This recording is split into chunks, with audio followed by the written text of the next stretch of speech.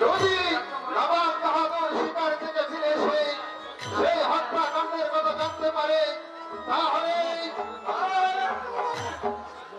নবাবের শান্ত দরবারের নিচে দুজনের মার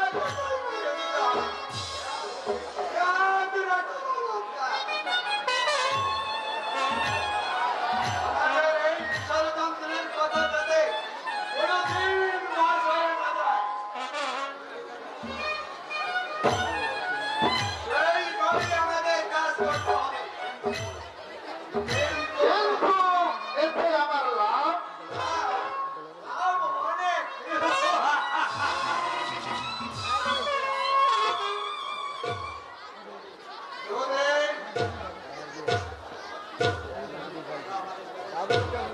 যদি আমরা আমাদের কাজে সফল হতে পারি তাহলে এই সিকান্দর নগরের মসজিদে বলবো আমি আর তুমি হবে সামান্য একটা সৈনিক থেকে একেবারে উঠিয়ে আনলাম।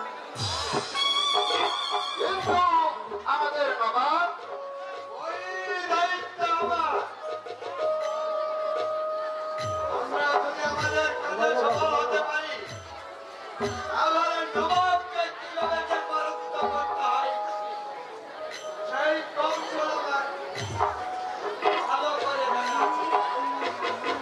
আর তার শিশু সন্তান তারপরে নবাব। ঠিক আছে অজির সাহেব, আপনার যুক্তিকে আমি মেনে নিলাম। আপনার যুক্তিতে আমার ভবিষ্যৎ করে নিতে চাই, কারণ সৈনিক জীবন আমাকে পিছিয়ে ফেলেছে।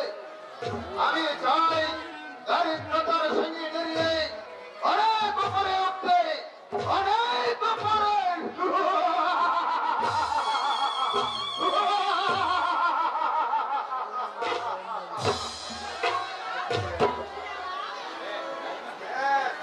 দারুমা বলো কি সংবাদ? বেগম সাহেব কন্যা সন্তান জন্ম হলো। আলহামদুলিল্লাহ। কিছু মানুষ তাহলে আছে কেমন ভাইমা? খুব ভালো আছে, কিন্তু কি হয়েছে? বেগম সাহেব প্রসবের সাথে সাথে এই দুনিয়ার মায়া মমতা ছেড়ে শেষ নিঃশ্বাস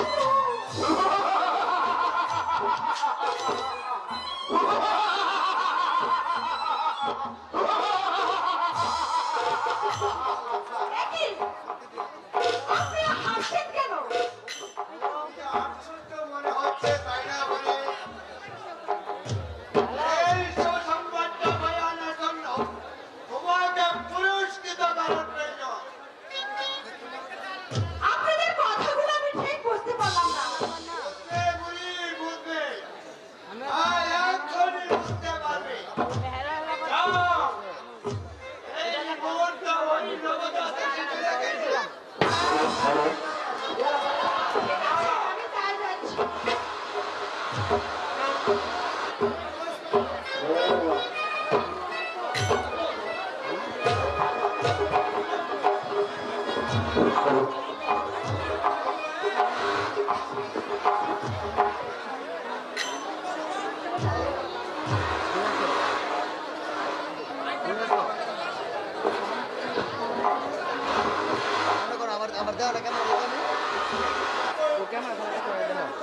আমি ক্যামেরা দেওয়া তুমি ক্যামেরা তাকে কি আপনি প্রয়োজন? মিজাজটা কেমন লাগে বেগম সাহেব কই কই আসলো বেগম সাহেবের সাথে সাথে এই নগর শিশুটাকেও দুনিয়ার মুখ থেকে বিদায় করে বুঝি না। আপনি কি প্রয়োজন? আইবো আইবো ওই কন্যার চাকরি যাও ওকে নিয়ে আসো। আমি পারবো না। একজন একজন কারণ একজন একজন পাস একজন একজন পাস ওই ব্রাভো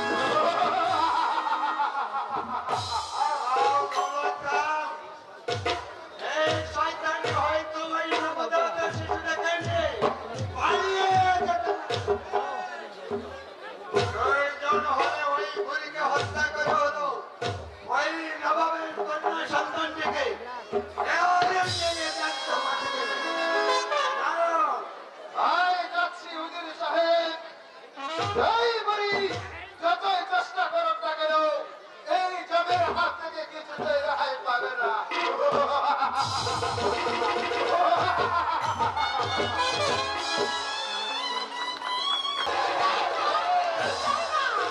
এই শয়তানি, তোকে আমার হাতে তুলে দেই, নাইলে সাপ দিয়ে দিলে ছাল তুলে নেব।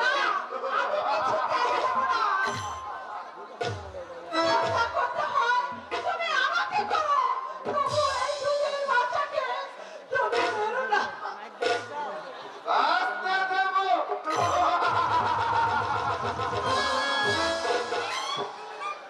তোমার এই মায়া কান্নায় দৌলতখার হৃদয় এতটুকু করবে না বুঝি।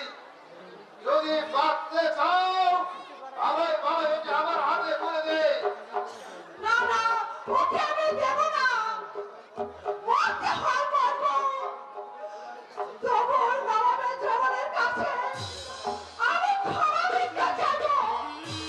ধর্মের হারামজাদি।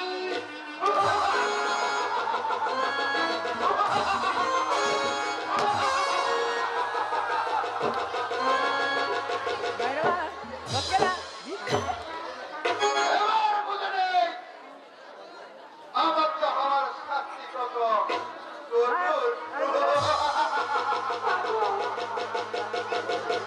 তুমি আমাকে যত পারো চাবুক মারো, তবু আমি এই সন্তানকে তোমার হাতে কিছুতেই তুলে দেব না।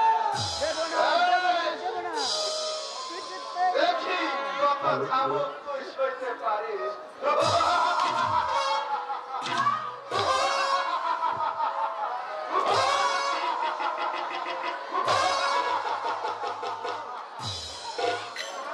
এবার বল, আমার কথায় তুই রাজি? ভালোই করছি।